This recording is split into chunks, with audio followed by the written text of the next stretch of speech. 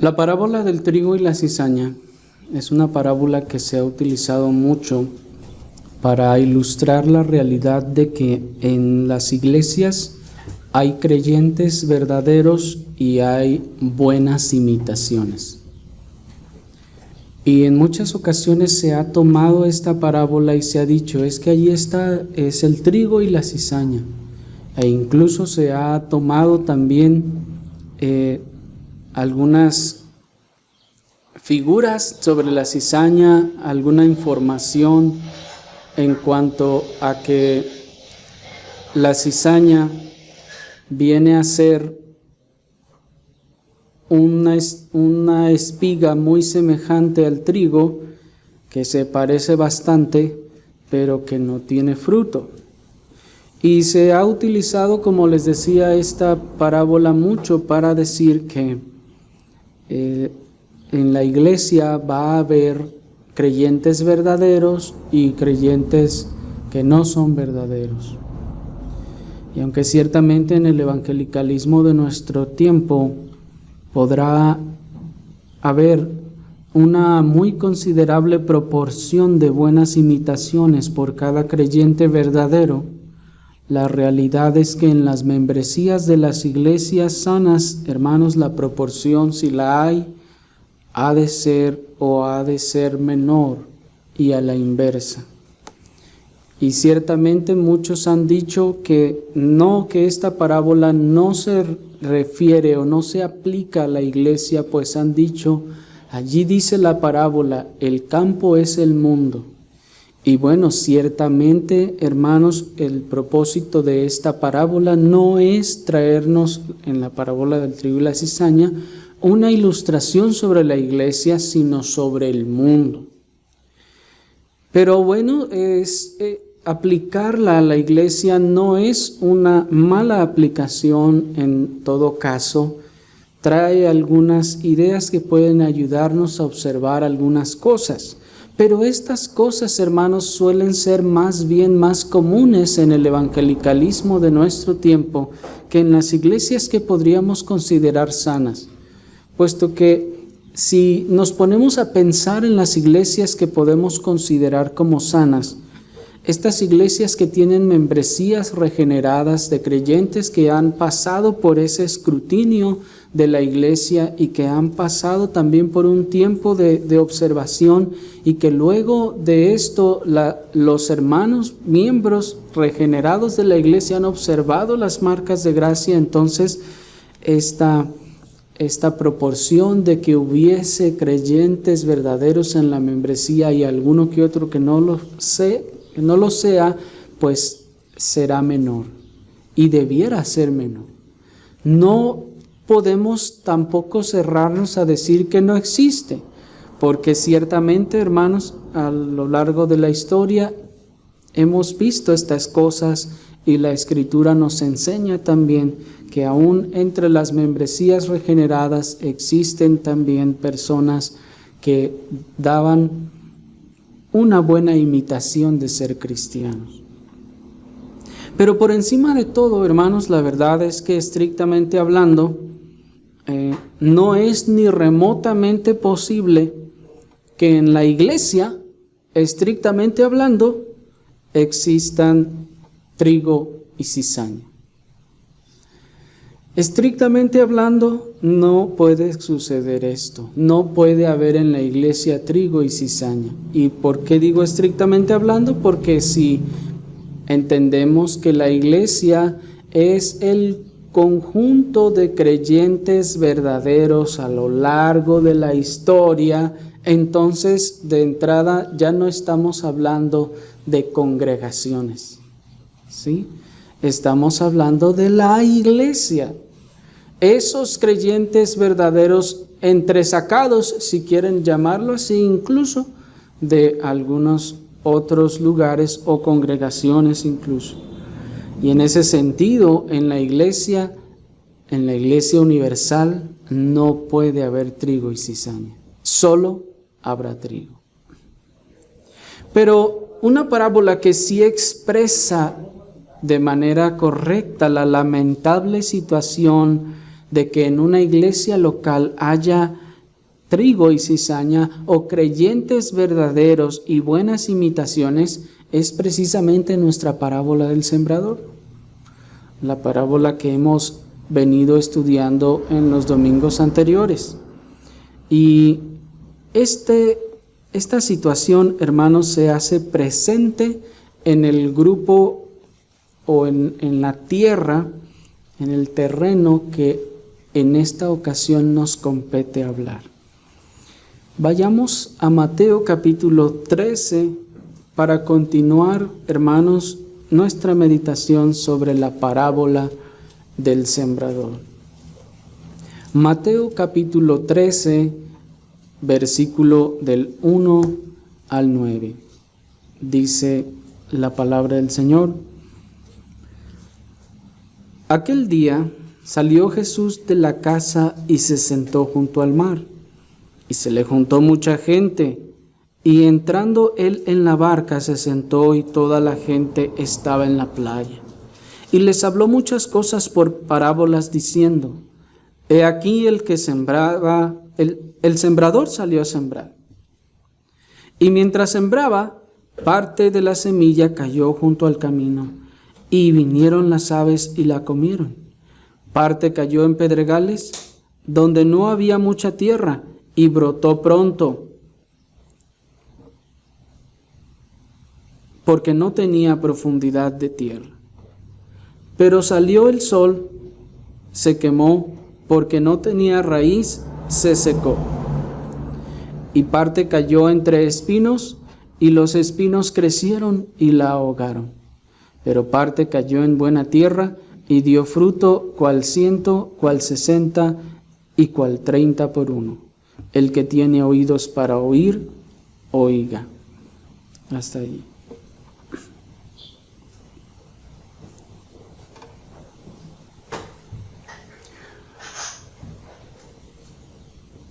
El tipo de terreno que ahora nos compete, hermanos, es el que aún tiene los vestigios de la maleza e incluso de la semilla. En las ocasiones anteriores hablábamos del camino, por ejemplo, y veíamos cómo la tierra endurecida por el paso de los animales y de la gente no permitía que la semilla penetrara, así que quedaba a la intemperie expuesta, venían las aves y se la comían. Vimos luego a continuación que otra semilla ya no cayó allí en ese terreno duro, pero cayó en pedregales. Y decíamos que esos pedregales no eran las piedras que nosotros conocemos, sino eran más bien aquellas losas grandes de piedra que se suelen dar más como en los desiertos. Y esa semilla germinó, sí, porque había tierra encima de la piedra, pero la raíz no pudo profundizar, decíamos, y entonces brotó y se secó luego porque no tenía profundidad de raíz. Pero en esta ocasión, hermanos, ya no estamos hablando de la dureza del camino, ya no estamos hablando de la poca profundidad de tierra y la piedra donde chocó la raíz. Ahora estamos hablando de un terreno donde ya no tiene el problema de la dureza del corazón del hombre, de la dureza del camino, ya no tiene el problema tampoco de la piedra que está debajo y le impide que la raíz profundice. No, ahora estamos hablando, ahora sí, ya de una tierra que no tiene estos problemas. Es una tierra que probablemente ya fue un tanto ablandada y una tierra en donde la semilla tiene toda la facultad para introducirse en la tierra, echar todas sus raíces y fructificar como les sea posible. Pero esta tierra tiene una característica peculiar, y en este caso es que es una tierra que tiene algunos ciertos vestigios de una maleza, como lo es las espinas. Si ustedes notan, no se trata de que hay una sección en la labor, en el sembradío, donde hay un montón de espinas y la semilla rebotando cayó allá entre las espinas, en medio de las espinas, y luego creció y bueno, ¿no? Porque dice la Escritura que son las espinas las que brotan también.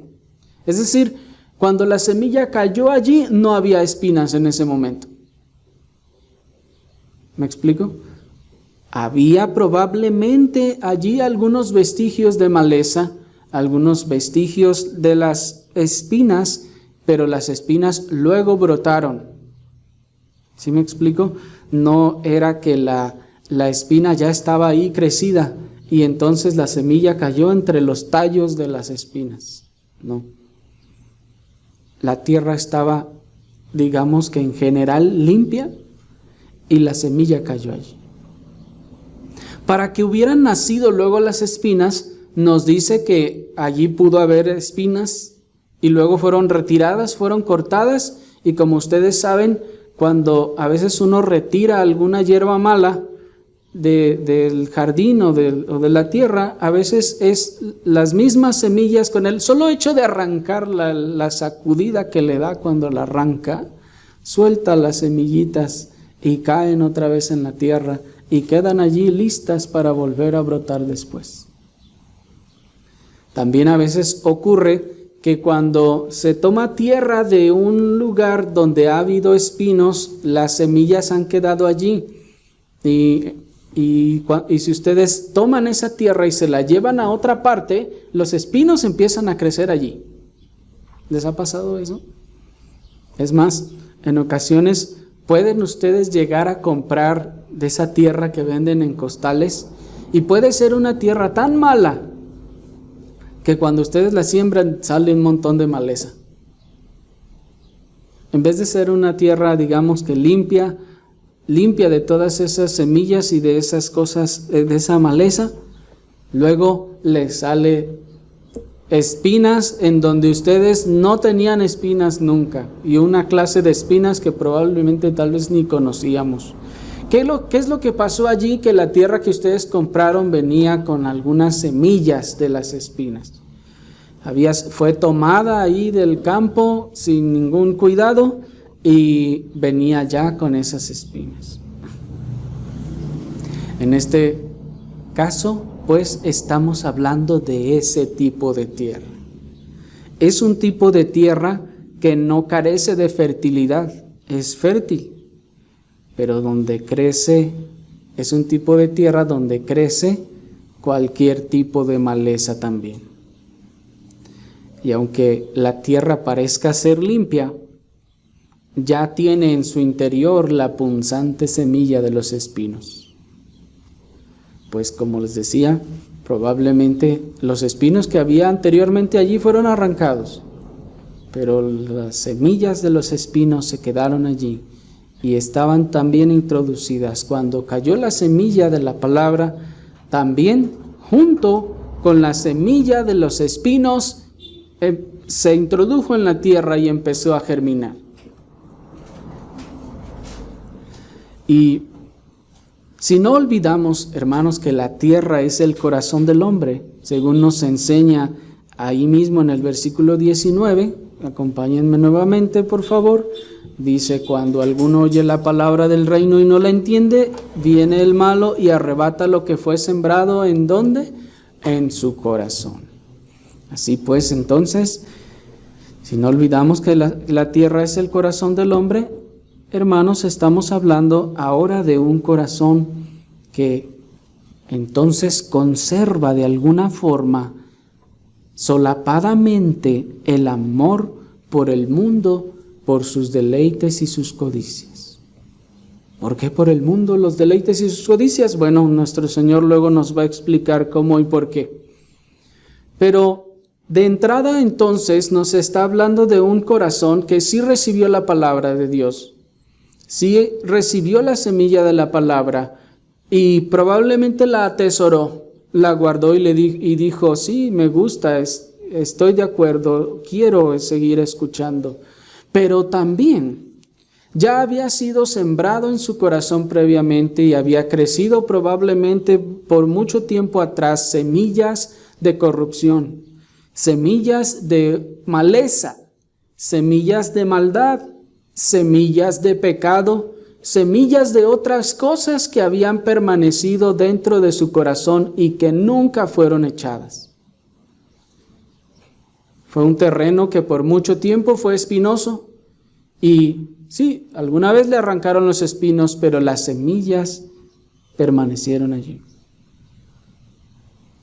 Como podemos observar, pues en este caso ya se ha avanzado un poco más que el de los demás, pero si se dan cuenta, al final aún no hay fruto de vida.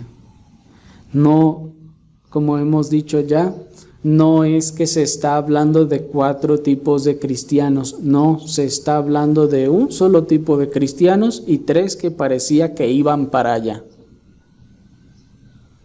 Solo una de ellas da fruto, porque si ustedes se dan cuenta, al final lo que enfatiza la parábola es el fruto. Pues dice que la que cayó en buena tierra dio fruto a ¿cuánto? A 100, a 60 y a 30 por 1. Pero si ustedes notan, ninguna de las otras semillas dio fruto. Una pues se la comieron y no pudo ni germinar. La otra medio germinó, pero se secó pronto porque no tenía profundidad de raíz. Esta, luego de que los espinos crecieron, pues dice el verso 7, y parte cayó entre espinos, y los espinos crecieron y la ahogaron. Esto es, que no dio fruto, nos dice también Marcos. No dio fruto esta semilla. Así que, aunque haya tenido un corazón receptivo, aunque le haya caído bien la palabra de Dios, aunque le haya gustado e incluso haya cambiado algunos aspectos de su exterior, aún no hay fruto, pues ha decidido conservar también todo lo que amaba del mundo, pero también la palabra de Dios. No ha querido renunciar al mundo, no ha querido renunciar al pecado y a sus deseos, pero ha querido abrazar al mismo tiempo la palabra de Dios. ¿Sí me explico? Esta clase de terreno y esta clase de corazón es aquel que no ha decidido o no ha determinado mortificar su pecado, no ha determinado mortificar todas aquellas cosas que traía del mundo, todas aquellas costumbres, todas aquellas formas de actuar, todas aquellas formas de pensar o todos aquellos gustos que vienen a ser pecaminosos o mundanos. Y aquí en este terreno, hermanos, no solo hay suficiente tierra para que la semilla se introduzca, sino que aún más las semillas pueden echar fuertes raíces y sanas. El hombre ya no termina en el mundo como las ocasiones anteriores, o en la larga intermitencia, sino que en esta ocasión se conserva dentro de las congregaciones o del protestantismo, si lo quieren llamar así. Y no considera en su mente volver al mundo, o lo que le llaman, o al romanismo. Y dice, no, pues yo, ¿por qué me voy a regresar? No, pues es que allá está mal. Y dice, no, pues volver al mundial, pues como que no. ¿Me explico? Ya ahí hay una tierra que sí permite que la semilla germine. Estas personas cambiaron en el exterior. Ya no se postran ante las imágenes ni les piden cosas. Ya no usan ropa inapropiada o provocativa, así como lo hacían antes. Ya no andan en bares. Ya no andan emborrachándose. Ya no dicen malas palabras. Ya no compran música del mundo.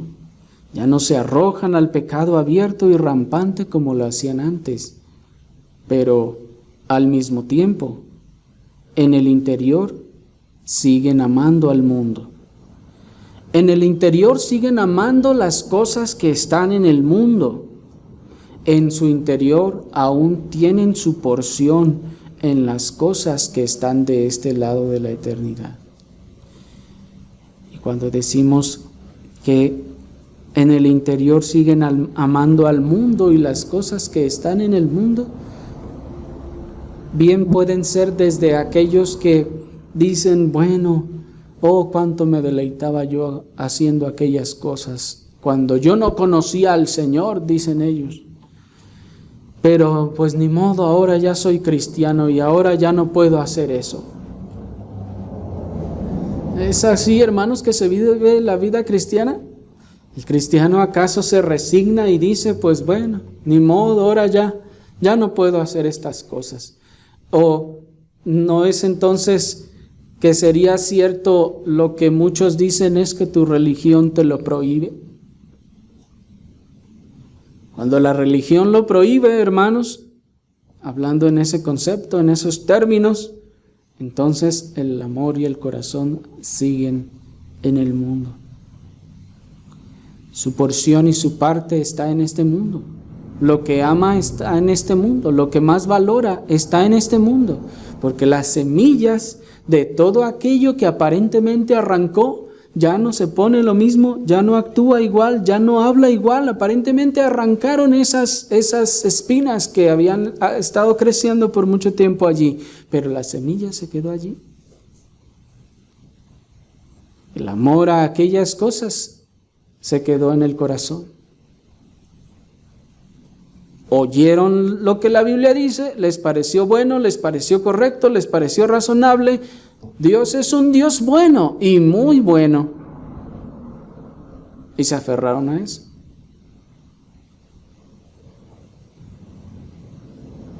¿Pero qué es entonces lo que está mal en ellos, hermanos? Como decíamos, que no llevan fruto.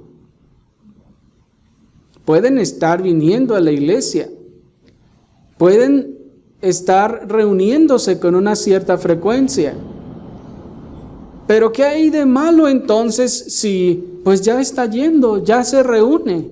De vez en cuando va y lleva sus ofrendas, pues de vez en cuando asiste a otras actividades fuera del domingo. ¿Qué hay de malo en eso? Bueno, en este caso es que no lleva fruto. Vamos a ver con la ayuda del Señor la próxima ocasión cuál es ese fruto. Pero por ahora debemos tener claro, hermanos, que mientras no existe este fruto, puede haber todo lo demás. Pero si no hay fruto, entonces no es una tierra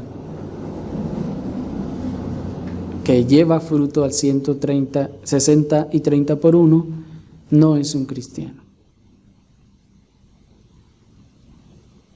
Nos dice el versículo 22, acompáñenme al versículo 22 de Mateo 13. El que fue sembrado entre espinos, este es el que oye la palabra, pero el afán de este siglo y el engaño de las riquezas ahogan la palabra y se hace infructuosa. ¿Qué hay de malo con este si ya la semilla germinó y echó raíz bien y empezó a crecer? ¿O lo malo es que los espinos crecieron más rápido? Los espinos brotaron más pronto, crecieron con más fuerza y vigor que la semilla de la palabra.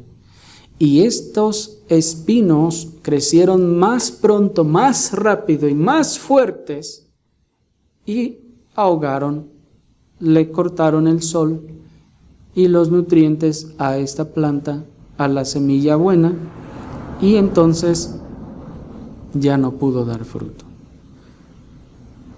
¿A qué representan estos espinos? Nuestro Señor nos dice con claridad: es el que oye la palabra y el afán de este siglo y el engaño de las riquezas crecieron tanto que ahogaron la semilla de la palabra de Dios que escuchó.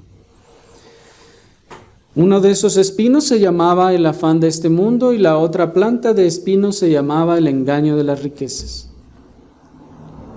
Y ambas cortaron el sol y los nutrientes necesarios para que la planta de la semilla buena diera fruto. La palabra griega que se tradujo como siglo es la palabra griega aion, que significa mundo o era.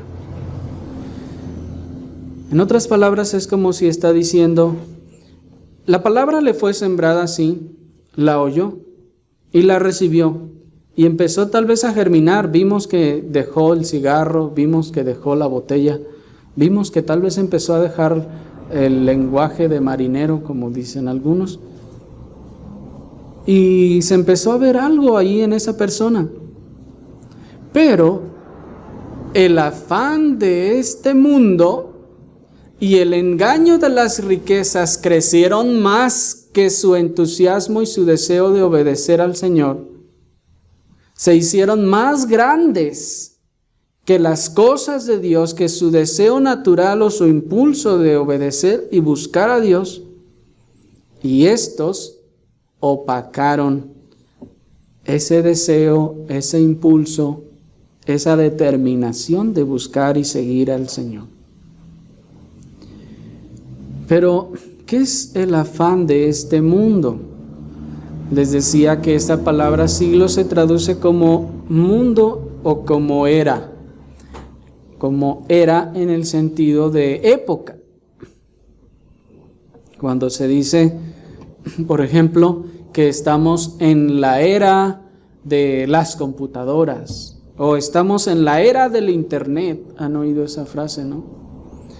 Es a lo que se refiere cuando dice el afán de esta era.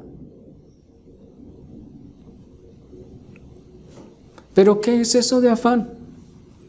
Bueno, hermanos, todos los que estamos sobre esta tierra tenemos deberes y responsabilidades que atender, a las que nos damos a cumplir en la forma más cabal que podamos. Pero el afán consiste en una preocupación desmedida u obsesiva por las ocupaciones, responsabilidades o actividades que este mundo nos demanda y que cada uno lleva a cabo de tal forma que se convierten en una ansiedad emocional y en un desasosiego mental que no le permite realizar ninguna otra tarea que no sea la de dar satisfacción a aquello que lo cautiva. Un afán es entonces ese cuidado desmedido, esa preocupación desmedida que se tiene o se ejerce, ya sea por las ocupaciones de esta tierra, de esta era. ¿Por qué? Porque las ocupaciones de nuestra era son distintas a las de la era, digamos, una era anterior. Los de la, digamos, de una era anterior, antes de que existiera la tecnología que tenemos, la revolución industrial y cuanta cosa, ellos no tenían que estarse preocupando por poner por ejemplo, el despertador a tal hora porque se tiene que levantar porque el transporte de su empresa pasa a tal hora y no se le va a ir. ¿Sí me explico? Las personas de aquella era no se afanaban por eso. Ellos se afanaban por otras cosas, pero no por eso. Uno de los afanes de nuestra era o de nuestro tiempo, del mundo, en este caso, de las circunstancias en las que nosotros nos encontramos ahora, son distintas y, por ejemplo, pueden ser eso. Tenemos que levantarnos a cierta hora porque tenemos que tomar el transporte a cierta hora y tenemos que estar en nuestro empleo a cierta hora porque tenemos que checar a cierta hora, y si no checamos a esa hora, entonces nos ponen retardo, y si nos ponen retardo, después de tantos retardos existe no sé, un acta administrativa, después de tantas actas administrativas nos corren. Ahí están las ocupaciones que todos tenemos. Todos tenemos estos deberes, estas responsabilidades en nuestra era, en este mundo. Pero una cosa es atender a esas responsabilidades, darnos a cumplirlas de la forma más responsable y cabal que podamos. Y otra cosa es ocuparnos o preocuparnos de manera desmedida u obsesiva en las responsabilidades de esta tierra. ¿Cómo sería, o cómo podríamos diferenciar el afán del trabajo que la ocupación de trabajar?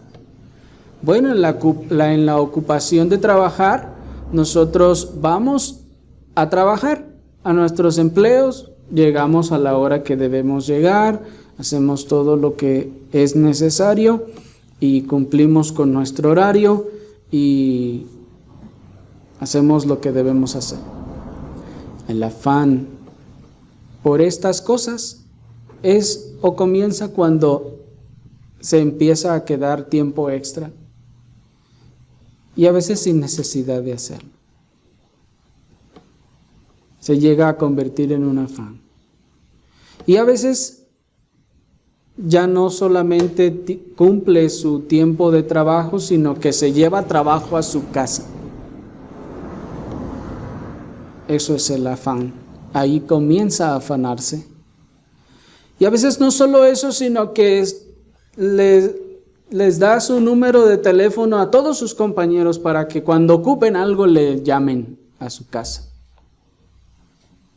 Eso, hermanos, es afán en el trabajo.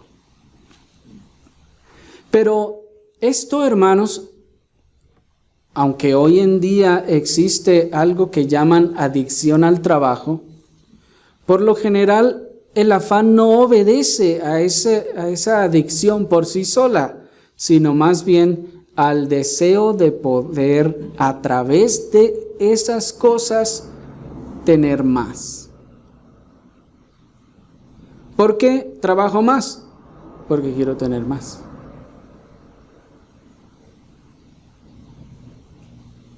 El objeto del afán no suele ser malo en sí mismo. Al contrario, por lo general, el objeto del afán suele ser legítimo.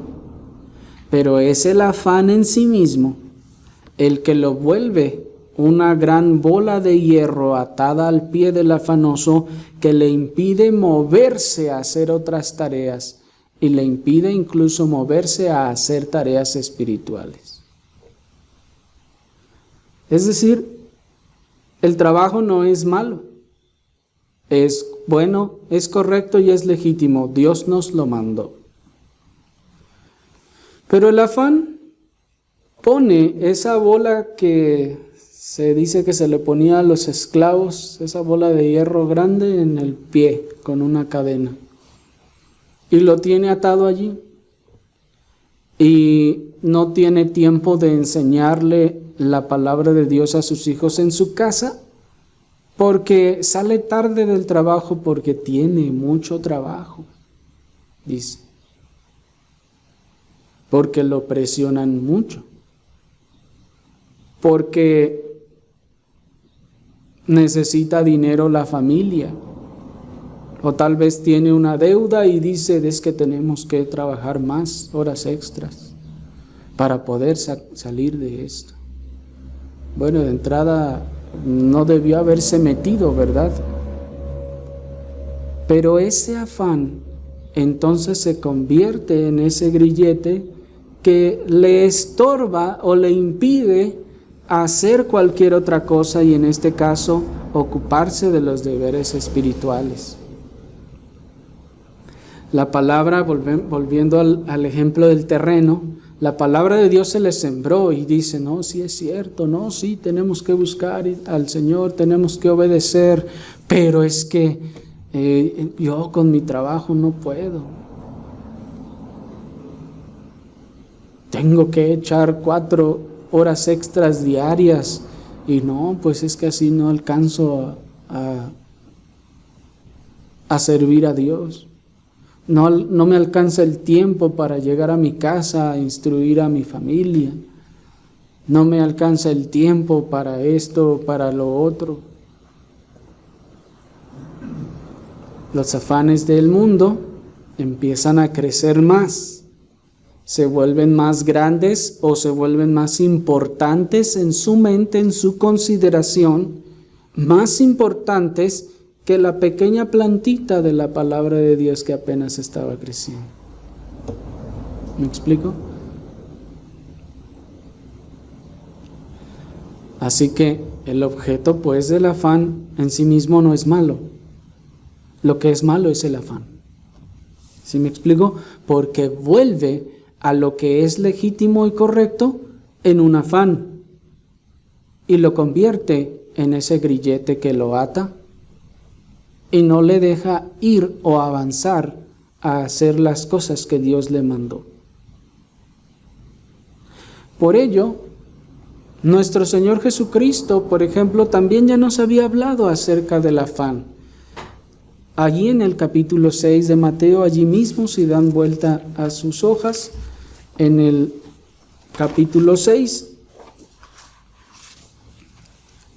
y comenzando desde el versículo 25, nuestro Señor Jesucristo comienza a decir: por tanto os digo, no os afanéis por vuestra vida, qué habéis de comer o qué habéis de beber, ni por vuestro cuerpo, qué habéis de vestir. ¿No es la vida más que el alimento y el cuerpo más que el vestido? Aquí nuestro Señor está hablando acerca del afán. Y noten, hermanos, que dice, por tanto os digo. ¿Qué significa por tanto? Significa por lo cual. Significa, debido a todo lo que les acabo de decir, aquí va la aplicación. ¿Me explico? A causa de lo que les acabo de expresar, este es el resultado de las cosas. ¿Y qué es lo que acaba de expresar? Lo que dice el versículo 24. Ninguno puede servir a dos señores, porque o aborrecerá al uno y amará al otro, o estimará a uno y menospreciará al otro. No podéis servir a Dios y a las riquezas. Allí está el terreno que tiene 2 semillas sembradas: la de la palabra de Dios y la de los espinos, que son los afanes de este mundo y el engaño de las riquezas. Está diciendo el Señor, no puedes, al final, esas 2 semillas no podrán dar fruto las dos. O va a dar fruto una o va a dar fruto la otra. No pueden las dos dar fruto al mismo tiempo. Y si no puedes darle tu prioridad a Dios y a la vez tu prioridad a los afanes de este mundo, entonces no te afanes. ¿Se dan cuenta? No puedes servir a 2 señores, porque aborrecerá al uno y amará al otro, estimará al uno y menospreciará al otro. Así no podéis servir a Dios y a las riquezas. Y como no puedes servir a Dios y a los afanes de este mundo al mismo tiempo, como no puedes tener en la misma estima, no puedes tener en el mismo valor, en la misma importancia las cosas de Dios y los afanes de este mundo, por lo tanto, no te debes de afanar por este mundo. ¿Se fijan? No te afanes. ¿Por qué vas a comer? ¿O por qué vas a vestir? Y cuánta sabiduría, hermanos, porque cuando ustedes agarran o le preguntan al que está trabajando afanosamente y no quiere dejar de trabajar, oye, pues cálmate, ¿qué te pasa? ¿Por qué no te tomas un descanso? No, es que hay mucha necesidad, tenemos necesidad, hay que comer. Oye, pero tienes el refrigerador lleno y la alacena llena. Sí, pero no nos va a alcanzar para lo demás. ¿Sí me explico? O ya no está tranquilo con eso, sino dice, bueno, sí, pero pues eso es para la casa, tenemos que trabajar para poder ir a cenar allá al restaurante francés. ¿Sí me explico? Entonces nuestro Señor dice, no se deben afanar ni por qué van a comer ni qué van a vestir. Pregunta, ¿significa esto que el Señor nos está diciendo que no debemos ocuparnos de preparar los alimentos o de trabajar para conseguirlos? No, el Señor no está diciendo, deja de trabajar, no te preocupes por el alimento, deja de trabajar y no te preocupes por el vestido. No, el Señor no está diciendo eso. Él está diciendo, no te afanes, es decir, no le des una importancia en tu mente y en tu corazón mayor de la que debe tener.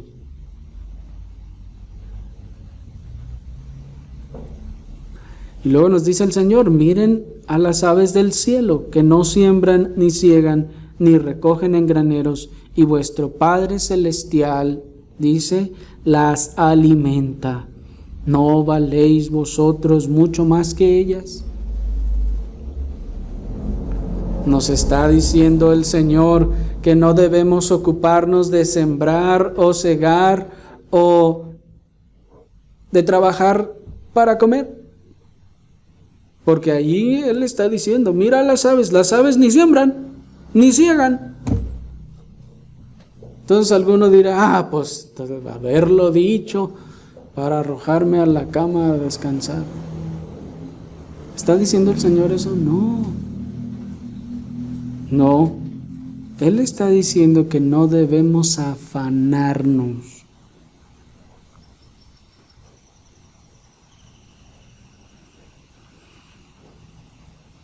Por la siembra, por la siega, ni por recoger en los graneros. Y aquí está, hermanos, también una palabra clave. Recoger en los graneros, porque cuando empezamos nosotros a guardar provisión para el futuro, cosa que es buena, hermanos, el gentil, el que no conoce a Dios, entonces empieza a ser movido al afán de tener más y llenar más y llenar más y llenar más.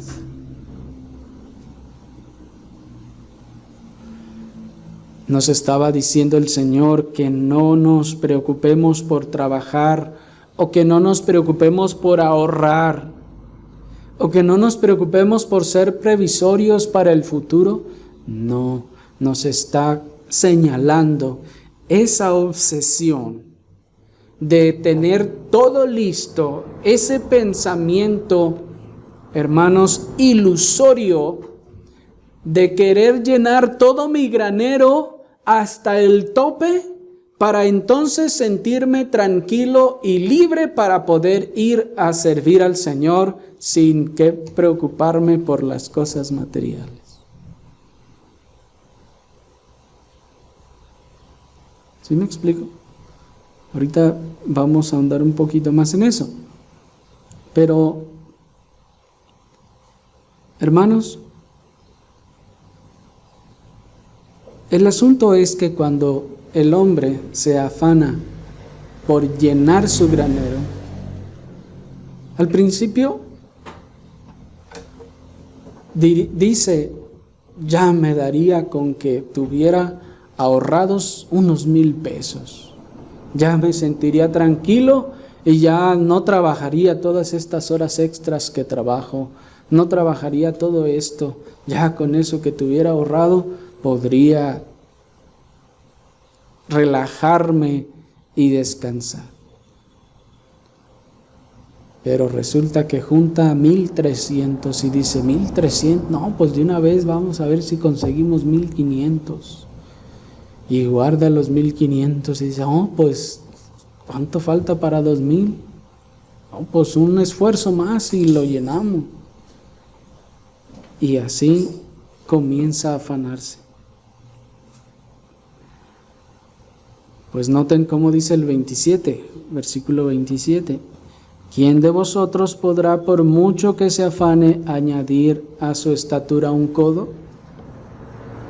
Y por el vestido, ¿por qué os afanáis? Bueno, antes de eso, el Señor está diciendo, mira, ¿quién de ustedes, por estar trabaje y trabaje afanado, piensa que va a salir de pobre?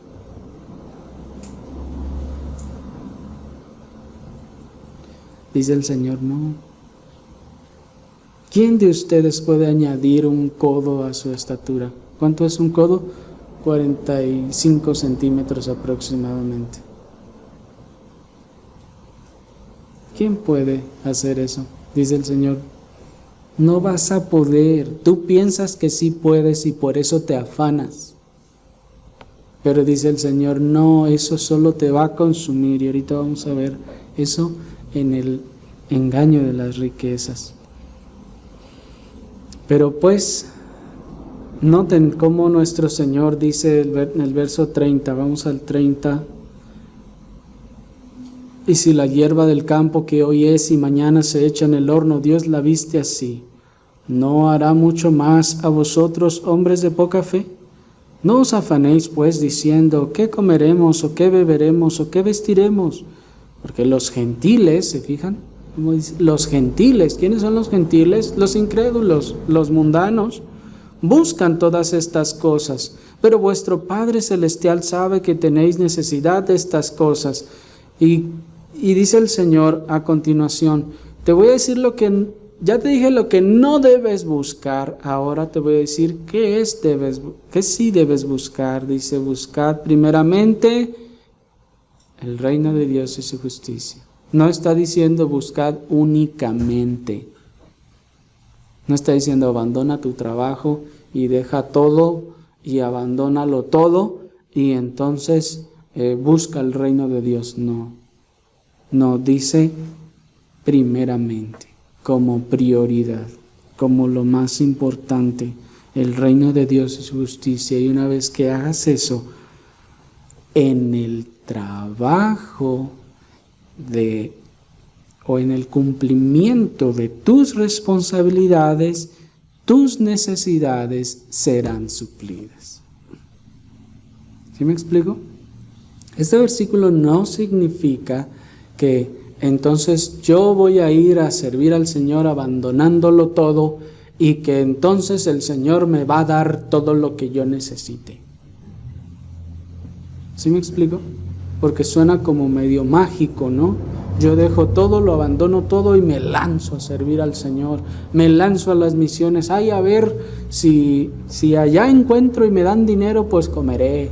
El Señor dice que busquemos su reino y que todo lo demás será añadido. ¿Y cuántos se han regresado después de poco tiempo?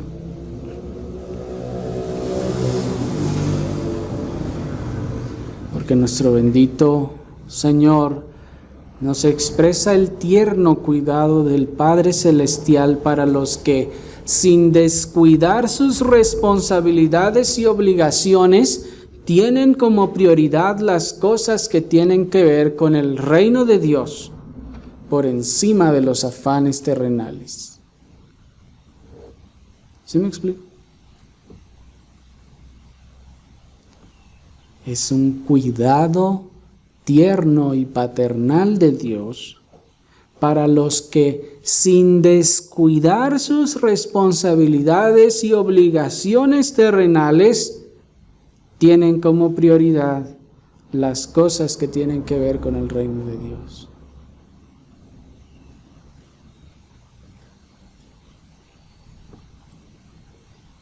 Así pues, hermanos, el Señor nos está enseñando qué es lo que debe ser más importante para nosotros. El reino de Dios, su justicia, la obediencia de la palabra de Dios. Pero esto sin descuidar nuestro trabajo y nuestras responsabilidades. Y una vez que hagamos estas cosas, el Señor nos proveerá lo suficiente para que todas nuestras necesidades sean suplidas. Porque tampoco está diciendo el Señor, el día que tú hagas al Señor tu prioridad y sigas trabajando, entonces Él te hará rico. No, Él nunca dijo eso. Porque ya hemos visto en otra oportunidad que el Señor nos dice también que teniendo sustento y abrigo, seamos contentos.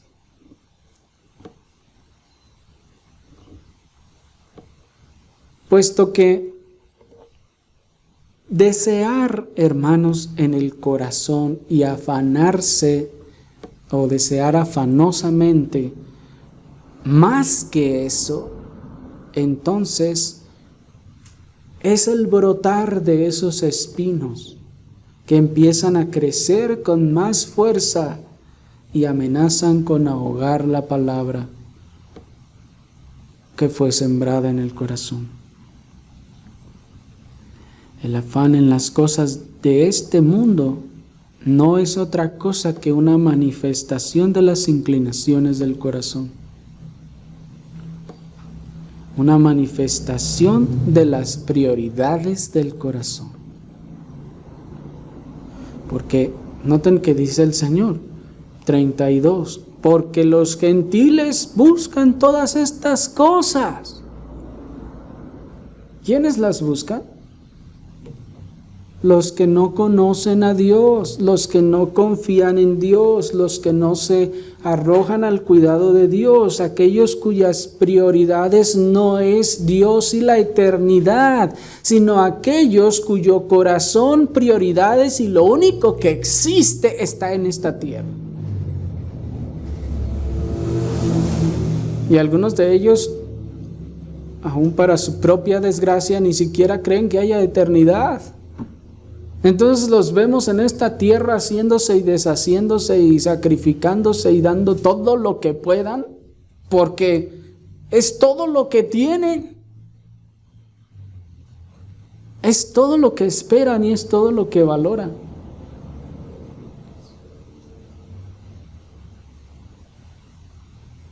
Por eso el afán, pues, de las cosas de este mundo no es otra cosa que la manifestación de las inclinaciones del corazón. No es que el cristiano luego se empieza a volver afanoso en todas las cosas y deja al Señor. No, acuérdense del terreno, ya tenía las 2 semillas allí. ¿Sí me explico? El afán por las cosas de este mundo es una manifestación de las prioridades del corazón. ¿Qué es más importante para él?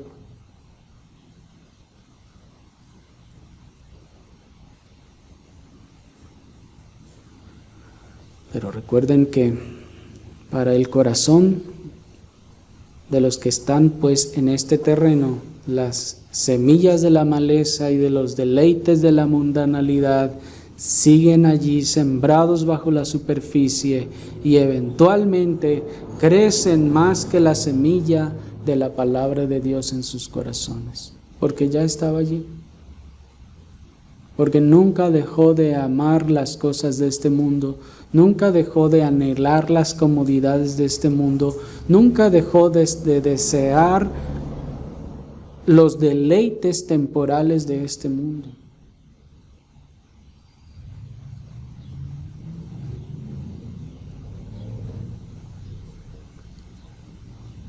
Y eventualmente siguieron creciendo y brotando, al igual que lo que crecía la plantita, pero como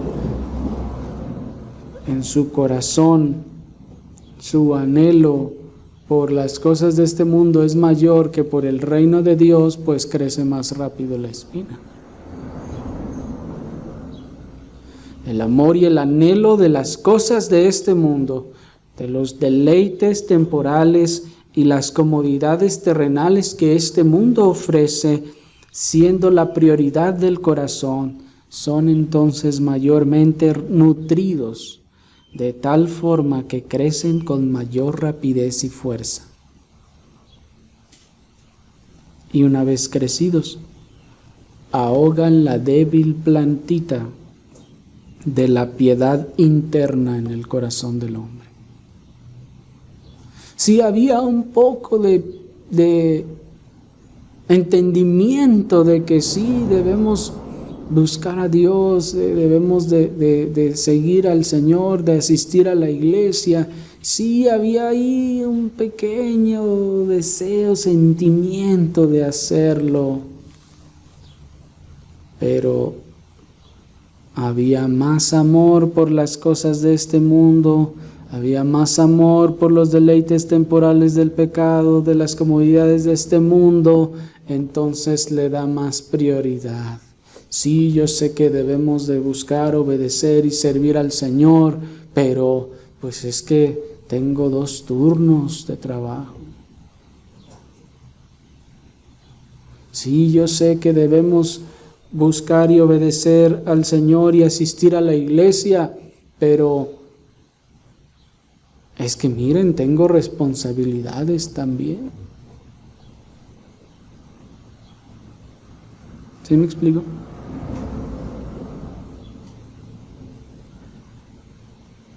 Pero no son solo los afanes de este mundo los que ahogan la plantita que germinó de la palabra de Dios, sino, dice también nuestro texto, el engaño de las riquezas. ¿De dónde pues venía este afán? Del engaño de las riquezas, del hecho de querer tener más, del hecho de querer tener más comodidades, del hecho de querer tener más deleites de este mundo.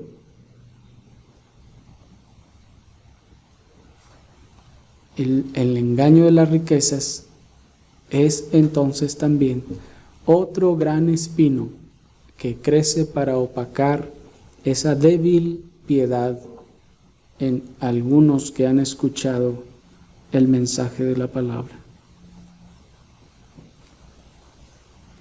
Las riquezas son engañosas no solo porque crean la ilusión de la estabilidad y el control, sino también porque hace pensar que una vez que llegues a esa pequeña meta económica, entonces ya estarás tranquilo.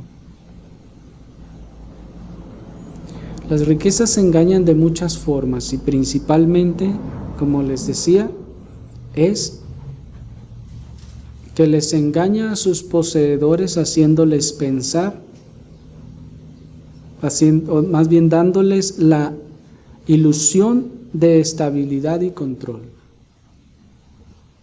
La riqueza susurra al corazón del hombre y le dice, mira, échale ganas, échale más tiempo, échale más recursos, échale más todo para que juntes un buen dinero. Y una vez que hayas juntado ese buen dinero, no, olvídate, vas a tener todo bajo control. Ya no te vas a andar preocupando por esto otro. No, hasta vas a tener más tiempo para servir al Señor. Y eso es una ilusión. Es una ilusión en el sentido de que es un espejismo.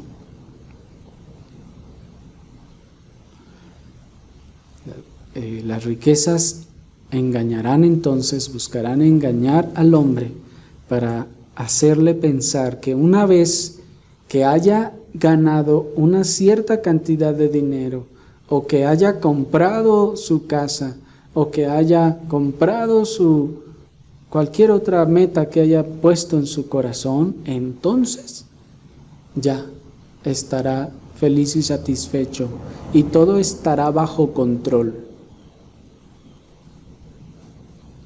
Pero ahí es donde está el engaño, porque en realidad esa estabilidad y ese control no existen. Porque aún las personas más ricas y más millonarias, hermanos, pueden perderlo todo en un solo día. ¿Y qué control hay ahí?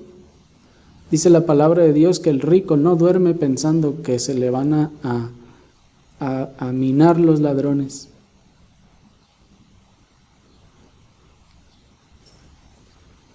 Que le van a robar, que se van a brincar y que le van a hacer.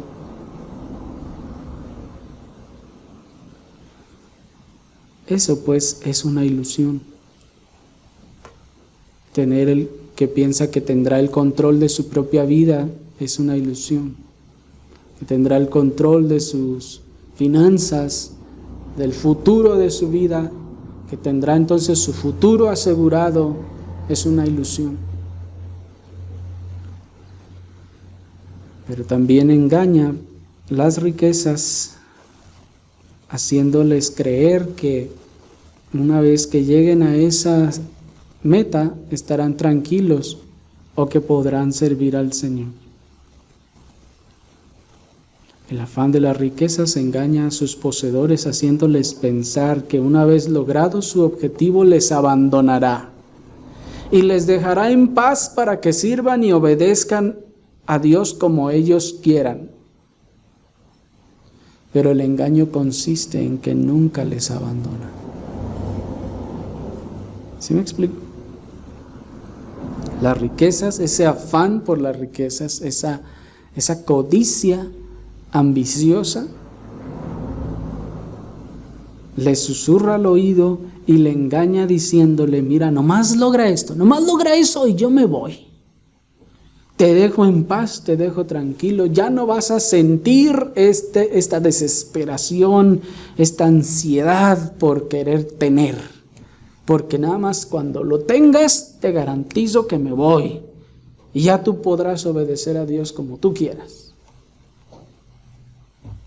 Y ahí tienen a mucha gente afanada, trabajando, haciendo a Dios a un lado, dejando a Dios en segundo lugar, en tercero, cuarto o quinto, olvidándose de Dios, ocupándose de su vida terrenal, diciendo: una vez que termine de construir mi castillo, entonces ahora sí ya voy a poder dedicarme 100% a la obra del Señor y ya no me voy a preocupar por ninguna otra cosa.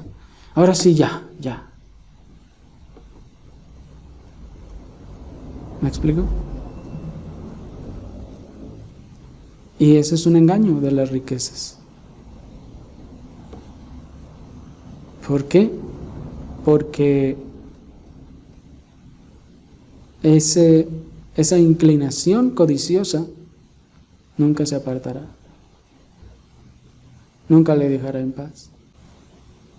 Terminará de construir su castillo y va a haber otro más grande y más bonito, y va a decir: mejor otro como ese. Mira, tiene más ventajas y más esto y más otro, y voy a poder hacer esto y esto otro. ¿Me explico? ¿O piensan acaso ustedes que esos famosos cantantes pseudocristianos no pensaban lo mismo? Empezó el cantante pseudocristiano a grabar su primer cassette y tal vez al principio hubiera tenido una buena conciencia, entre comillas, y habrá dicho: pues sí me pesa cobrarles bien caros mis cassettes a los hermanos con las canciones que cantamos, pero pues es que pues para pagarlo, pues todos los gastos que se han hecho de grabar los CDs y pues para pagar los instrumentos y para pagar esto y dar ofrenda. ¿Sí me explico? Porque alguien dijo: pregúntale al cantante, ¿tú por qué cobras por cantarle a Dios? ¿Por qué lo cobras? No es para Dios. ¿Por qué cobras? No, bueno, es que es pues es que el CD, para cubrir los costos, para comprarnos instrumentos y hacer ¿cómo dicen ellos? Para darle lo mejor al Señor. ¿Sí o no dicen así? Por eso nos queremos comprar los instrumentos más caros del mercado y los más finos que haya, para darle lo mejor al Señor.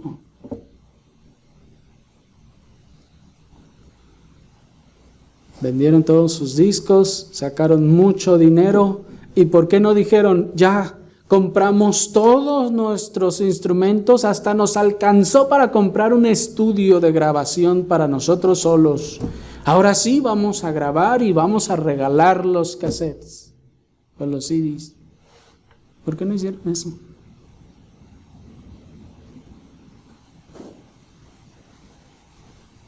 Ahí está el engaño de las riquezas. ¿Se dan cuenta? Porque ya luego dijeron, bueno, pero andamos en una carcanchita muy fea, vamos comprándonos un carro último modelo cada quien. Y entonces ahora sí, les bajamos el precio. Siguieron vendiendo y les alcanzó para todo y les sobró. ¿Por qué no dejan de cobrar? O que alguien dijera, bueno, vamos, le haya venido a la cabeza, vamos, está bien a cobrarles por los CDs, pero los conciertos van a ser gratis.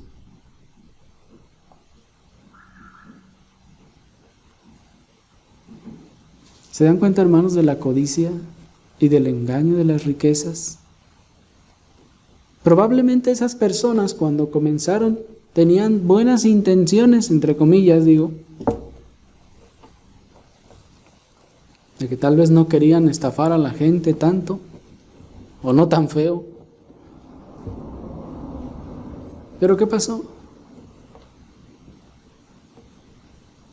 Bien dijo el Señor que no se puede servir a Dios y a las riquezas. O sirves a Dios o sirves a las riquezas. Y ahí está a quién están sirviendo. ¿Piensan ustedes que esos famosos pseudo cantantes cristianos hayan quedado satisfechos, pensaron que era suficiente ya con haber ayudado a sus congregaciones o a sus pastores o a sus familiares? No. El amor al dinero no tiene llenadera, hermanos. Ese es el engaño de las riquezas, no tiene llenadera. Tiene y quiere más y más y más y más. Eso mismo sucede tanto con el dinero como con el poder.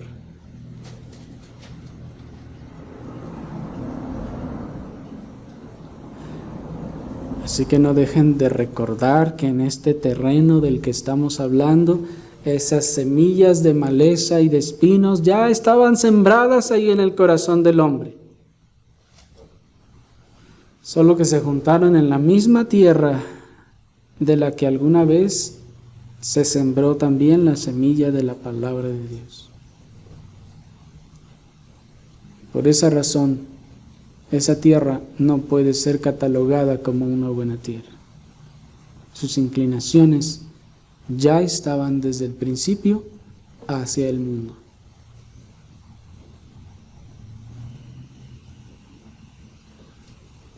Pero, por último, hermanos, ¿qué hacer si uno como cristiano se siente abrumado por las ocupaciones y responsabilidades de la vida terrenal, de tal forma que siente la tentación de desatender a sus devociones privadas o a su servicio al reino de Dios? Porque, bueno, el creyente también es tentado a eso.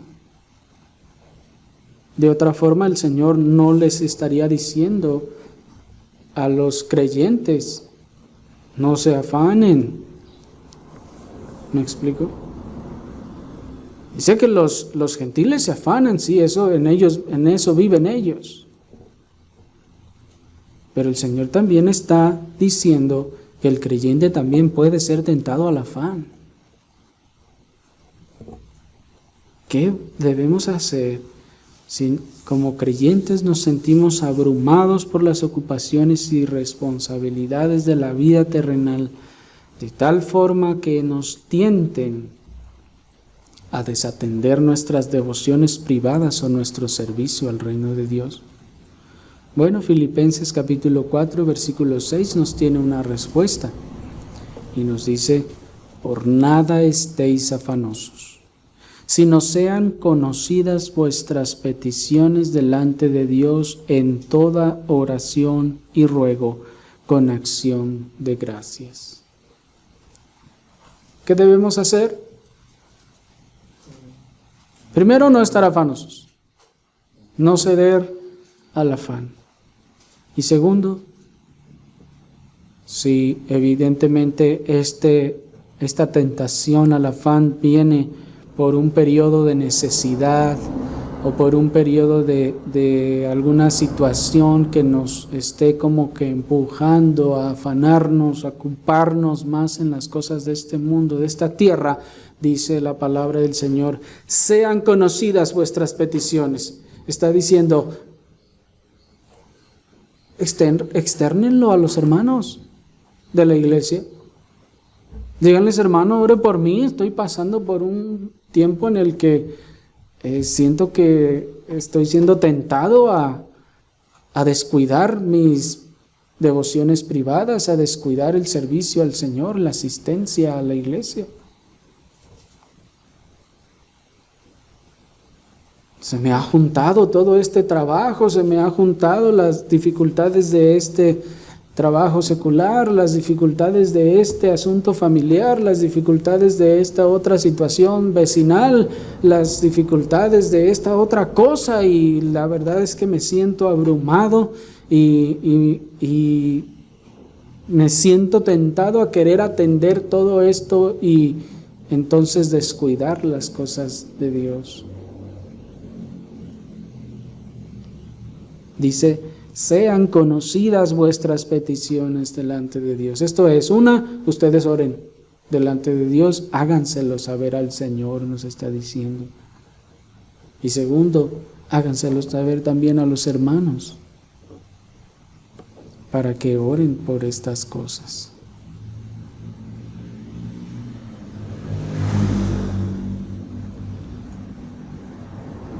La respuesta no es el afán, sino el encomendarnos a Dios, el pedir ayuda al Señor. La respuesta no es el afán, sino el descansar en el Señor. La respuesta no es el afán, sino en el arrojarnos en fe al cuidado de nuestro Señor.